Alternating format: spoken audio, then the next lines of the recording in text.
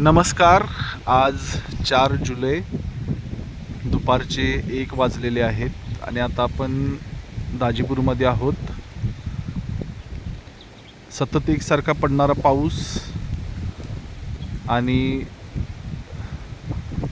पसरलेलं सर्वत्र धुकं यामुळे एक वेगळंच वातावरण या ठिकाणी आहे. कालपासून धुवाधार पाऊस दाजीपूर आणि दाजीपूर परिसरामध्ये सुरू आहे. आपण बघू शकताय राधानगरी धरणाची पाणी पातळी झपाट्याने वाढत आहे आणि हा फोंडाघाटला जाणारा जो मार्ग आहे त्या ठिकाणचे दाजीपूरमधील भोळी देवीचे मंदिर रस्त्यावरील व हा कमान इथून पुढे फोंडाघाट सुरू होतो. मस्त आल्हाददायक वातावरण आहे. पाऊससुद्धा जोरदार आहे त्यामुळे शेतकरी समाधानी आहेत.